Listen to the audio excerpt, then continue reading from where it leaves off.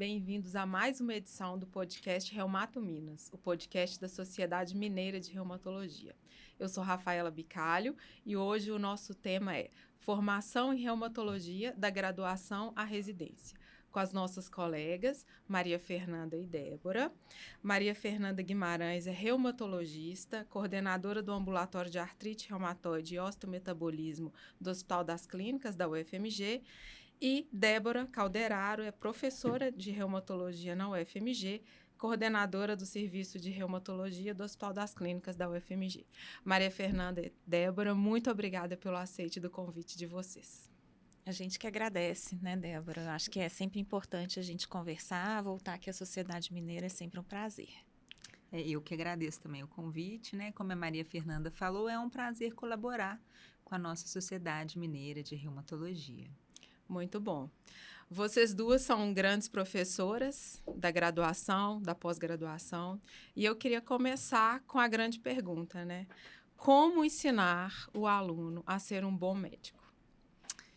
Isso é uma pergunta muito difícil, né? Como a gente estava até conversando mais cedo, a gente vai acabar falando a nossa impressão sobre educação médica, porque esse podcast é muito mais baseado em experiências, né? E hoje, Rafaela, eu acho que os alunos, eles têm muito acesso à informação. A internet está aí, a informação está democratizada, basta buscar, saber buscar, encontrar, estudar. Então, em termos de ensino técnico, eu acho que a gente acaba contribuindo pouco. O máximo é direcionar essa questão de como buscar uma informação confiável e tudo. Mas o exemplo, a postura no atendimento ao paciente, o respeito e a empatia que a gente tem que demonstrar em relação aos pacientes, eu acho que é o grande diferencial que o professor acrescenta, sabe, nessa educação. Atualmente eu tenho, a experiência atual é na pós-graduação, né, que seria na residência médica. Já dei aula na graduação por 10 anos, mas atualmente não dou mais. Então, assim, eu acho que o contato do médico recém-formado, a gente também não tem na reumatologia, porque eles já passaram por uma outra residência médica, residência de clínica médica, e esse contato na pós-graduação, ele está muito mais relacionado à prática, né, do dia a dia. Então, a gente tem menos essa coisa teórica de aula, mas eu acho que a pós-graduação, especialmente na medicina, a residência médica se não a mais importante, mas uma das etapas mais importantes na formação do médico, né? A gente vê por experiência própria e já lidando com alunos que durante a faculdade de medicina a gente tem o conteúdo, que é a grade de cada uma das faculdades, mas que a gente aprende a ser médico de verdade na prática. Na residência. E é por isso que é tão importante que essa residência médica ela seja uma residência médica de qualidade, né? Então, assim, a clínica médica, ela tem que ser muito, no nosso caso, uma clínica médica muito bem feita, para que na reumatologia a gente tenha um fechamento dessa formação aí, que obviamente vai ao longo da vida, mas que é muito importante. E aí eu vejo que a maioria dos nossos residentes já chega bem preparado da parte teórica, de conhecimento teórico, né?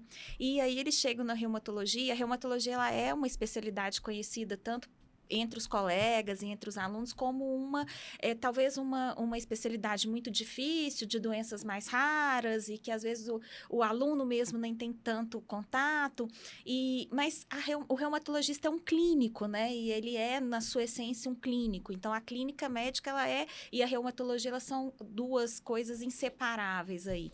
E o que a gente aprende, e aprende mais com eles, às vezes, que eles com a gente, e a gente, ao longo dos anos, a gente vem vendo sempre, é que o importante é que a gente, no dia a dia, não deixe de estudar, não deixe com cada caso de aprender. Você não tenha vergonha de não saber, porque o mais importante não é não saber, é você procurar saber, né? E que você falou em empatia, eu acho que empatia talvez seja a palavra principal aí do médico e que falta muitas vezes, né? Hoje a gente vê uma medicina baseada em evidência, muitas vezes o próprio paciente tem dados que ele consegue na internet, ele consegue por inteligência artificial. Baseado em protocolos Também, institucionais pré-estabelecidos. Mas né? a gente, às vezes, tem que ensinar até empatia. Sim. E a gente mostra isso, eu acho que é o que a gente tenta no dia a dia, é mostrar para esses médicos que, além do conhecimento técnico, a escuta é muito importante, lidar com o diagnóstico de doença crônica é muito difícil.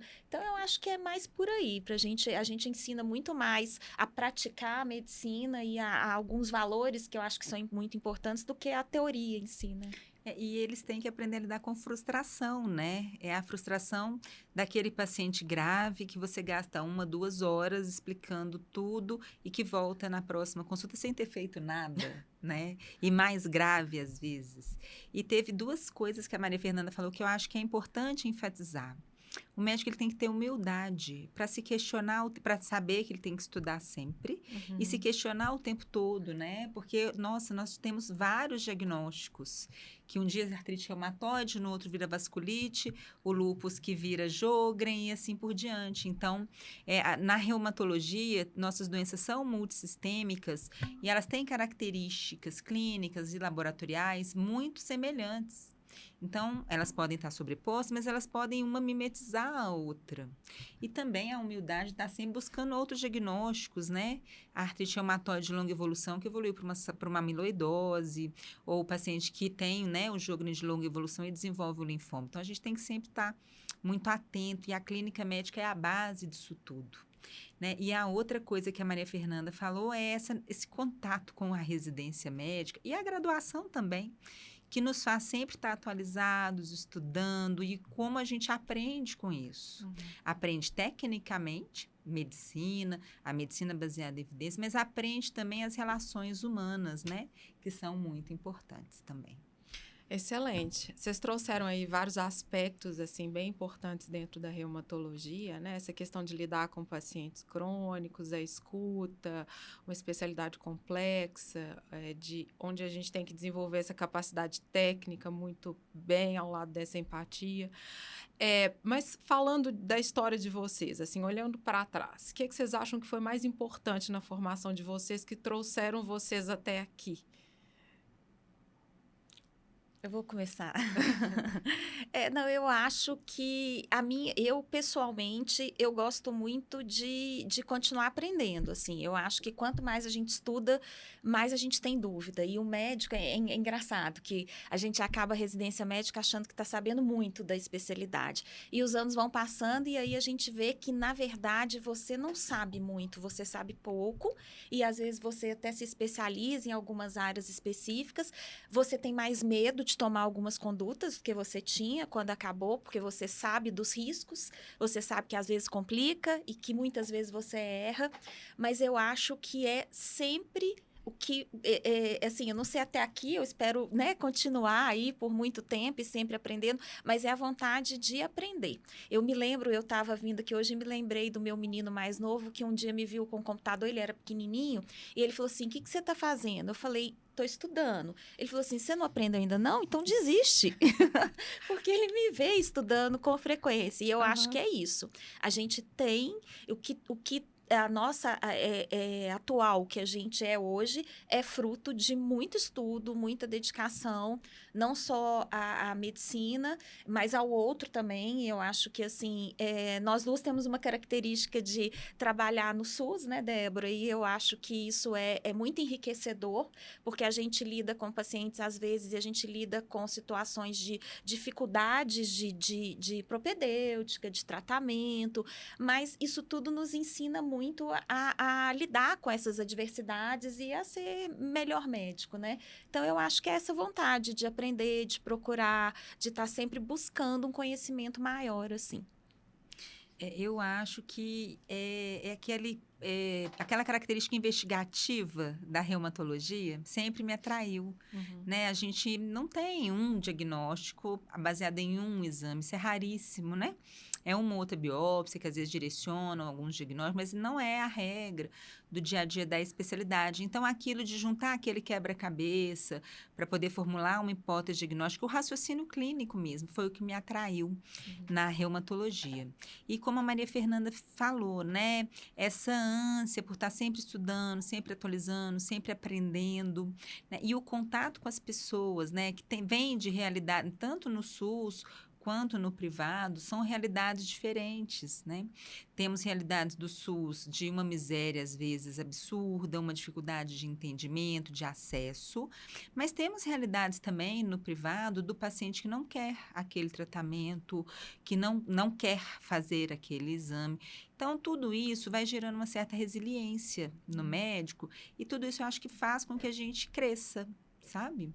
Então, acho que isso que me atrai muito e faz parte, né, da prática da especialidade. Que conselhos que vocês gostariam de dar para quem está começando na reumatologia, ou melhor, que vocês gostariam de ter recebido?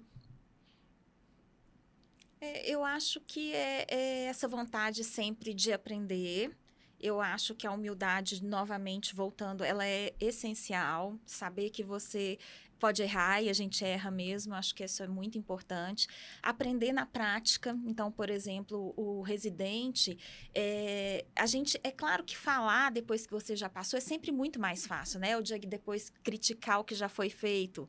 Mas é criticar de uma forma positiva da gente pensar, se você chega naquilo que você aprendeu dia a dia e você vai estudando cada caso, essa é a melhor forma que você tem de guardar e de aprender, né? Então, estudar diariamente, tentar aprender diariamente com os casos, mas mais do que isso, eu acho, aí eu volto na minha formação, da questão da relação médico-paciente, que hoje no mundo atual, ela vai ser cada vez mais importante. Então, com todas as ferramentas que a gente tem, com inteligência artificial, a gente sabe que o sucesso de um tratamento ele vai vir principalmente da relação médico-paciente.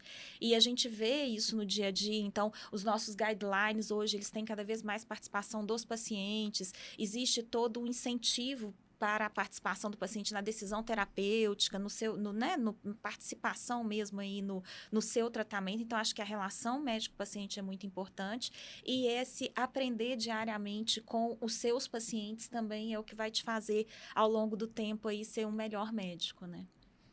Eu concordo, né? Eu acho que isso não se ensina, né? A gente vai desenvolver, não se ensina e não se aprende. É uma habilidade que você vai desenvolvendo com a prática.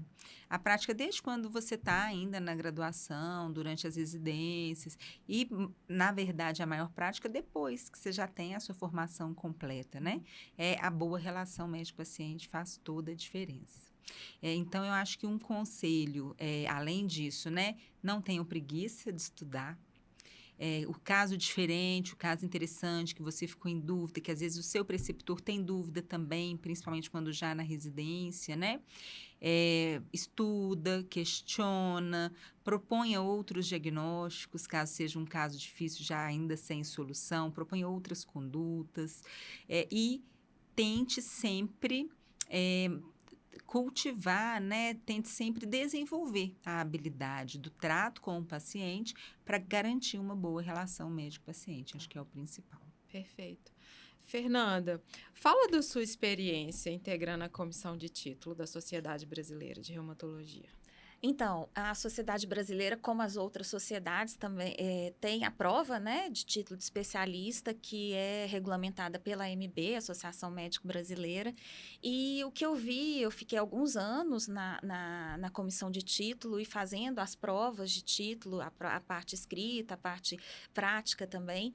E o que eu vejo é que o objetivo desse título é que a gente tenha profissionais mais uniformes em relação à sua formação e que eles estejam preparados para a reumatologia. Então, eu vejo assim, eu me lembro que quando eu fiz prova de título, a gente sempre tem, eu acho que hoje ainda é assim, existe todo um medo da prova de título, existe toda, né, que as provas são muito difíceis, mas ao longo dos anos a gente foi tentando fazer com que essa prova, ela tenha mais a ver com a prática clínica.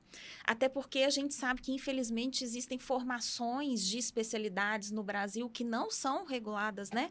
Regulamentadas aí pelo MEC, com as horas e tudo.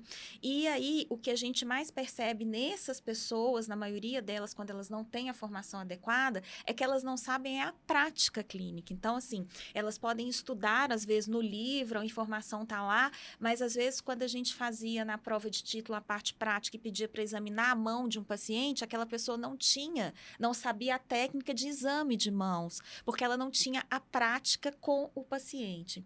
E aí, a prova de título hoje, ela é realmente buscando que esses conhecimentos práticos do dia a dia, da sua formação na residência médica ou numa especialização que seja parecida com a residência médica, seja demonstrada as suas habilidades ali, né? Então, e eu, pessoalmente, aprendi muito, porque é claro que toda vez que você faz prova, que você não tem forma até melhor de aprender do que dessa forma, mas eu vejo que a prova de título de especialista ainda existe um temor geral, assim, mas ela está muito mais relacionada a uma comprovação mesmo de habilidade técnica para uma especialidade depois do seu treinamento. Então, quem fez isso aí da forma adequada, esse treinamento, quem estudou ao longo dele, é claro que tem parte teórica que a gente tem que estudar próximo, porque senão ninguém vai lembrar, né? Sim. Mas que hoje em dia a prova de título, ela busca realmente dar esse certificado para quem foi formado na forma adequada, assim, na Entendi. reumatologia.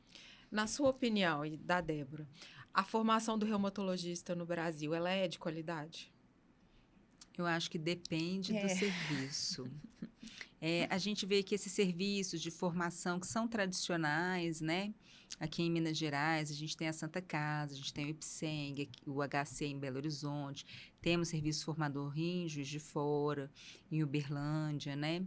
E Pouso Alegre, né? Uberaba e Pouso Alegre. Não. Acho que Pouso Só Alegre, essas, acho que são... Mas todos esses serviços são tradicionais, têm bons preceptores, tem um fluxo grande de pacientes, tem diversidade de casos. Então, o médico que faz uma residência num serviço desses, e fora de Minas Gerais também temos vários outros, né? Claro. Eu acredito que ele vai estar bem formado, porque o contato com a teoria hoje é aberto. Então, basta ele buscar o conhecimento teórico e o que a Fernanda falou, a necessidade de interação prática para uma boa formação é real. Nesses grandes serviços, os residentes vão ter uma grande possibilidade de prática. Então, acho que sim, são bem formados. Por outro lado, esses cursos de reumatologia que são mais teóricos, talvez deixem um pouco a desejar, como ela também comentou, na parte prática. Então, eu não acho que há uma formação de qualidade uniforme. Eu acho que é heterogêneo. Bom, a gente já está se aproximando aqui para o final. Vocês querem trazer mais Passa alguma tão mensagem? A gente pode ficar aqui batendo papo há muito tempo. Eu queria mais uma mensagem que, enquanto a gente estava conversando, eu me lembrei de falar. E uma dica, eu acho, assim, para quem está acabando a residência, é a participação societária dos ex-residentes também. Eu acho que participar da sociedade mineira, participar da sociedade brasileira, né? Isso me traz ainda muitos ganhos na minha vida como reumatologista. Então, é claro que tudo dá trabalho, né? Então, participar da sociedade ativamente, ou ativamente, ou como sócio participando dos eventos também, que é uma grande forma de atualização, mas eu acho que a gente precisa resgatar isso aí nos mais jovens, né? Essa participação nas sociedades das especialidades, ela só traz ganho. Então, as sociedades, elas vão te trazer, né, conhecimento científico, o networking, que é muito importante. A defesa profissional. Então, eu acho que isso é uma coisa que a gente precisa resgatar mesmo. E eu aí, como ex-presidente da Mineira e atuando na Brasileira, agora eu tenho que defender essa parte aí que é muito importante. E apesar do nome ser sociedade, o papel não é social. O papel é muito isso, né? De atualização, de crescimento profissional, de defesa. Em breve vai ter um evento da SBR, Sim. inclusive, falando sobre como gerenciar um consultório médico, sabe? Com a proposta de, né, ter sucesso. Então, assim, tem várias oportunidades de conhecimento que as sociedades oferecem a parte de jornadas, congressos, né, e eventos científicos presenciais, muitos treinamentos à distância e o networking, né? Você ter o contato com a pessoa que pode te ajudar num caso difícil. Isso faz muita diferença, porque todo mundo tem caso difícil, todo mundo quer uma opinião de um colega. Joga no grupo da sociedade, sempre tem alguém bem intencionado para te ajudar. Muito bom. Concordo totalmente, muito bem lembrado. Bom, eu vou encerrar, mas antes disso eu vou fazer a pergunta de milhões, que vocês já falaram sobre isso aqui, mas para a gente fechar. Afinal, o que define um grande reumatologista? Não, primeiro eu vou dizer que eu não estou me denominando um grande reumatologista. Eu porque, também não. Né, porque assim, Mas eu isso denomino. Não, mas não é isso. Eu posso dizer que eu sou uma reumatologista realizada. Eu acho que isso é o mais importante. Acho que é a porque, minha né? situação Porque o também. que dizer de si, o que é ser grande, né? Talvez o que é ser grande para mim não é o que é para você. Ou para qualquer outra pessoa, mas eu acho que a gente tem que estar realizado, gostar do que a gente faz. Eu acho que isso é o mais importante. Eu acho que é isso, a grandeza está em estar feliz. E Então... e as consequências elas virão a partir daquilo. Sim. Então, assim, eu acho que nenhum de nós, quando fez reumatologia, escolheu a reumatologia pensando na parte econômica, por exemplo, e não que esteja errado quem escolhe a outra especialidade por esse motivo, mas eu acho que a nossa claramente não é por aí. Mas acho que o objetivo é que a gente fique realmente satisfeito e realizado na especialidade. Acho que isso é ser um grande reumatologista. A sensação, né, de dever cumprido. Eu fiz uma escolha, eu estou satisfeito com ela. Eu acho que é isso que, na grandeza, estaria nisso. Perfeito, concordo totalmente. Débora, Maria Fernanda, muito obrigada pela participação de vocês. Meus parabéns, né, pelas profissões que vocês abraçaram, a medicina, a reumatologia e a docência, né? Todas muito belas. Muito obrigada, foi maravilhoso. Muito obrigada pelo convite de novo. Agradeço em nome da Sociedade Mineira de Reumatologia e assim encerramos mais um episódio do podcast Reumato Minas.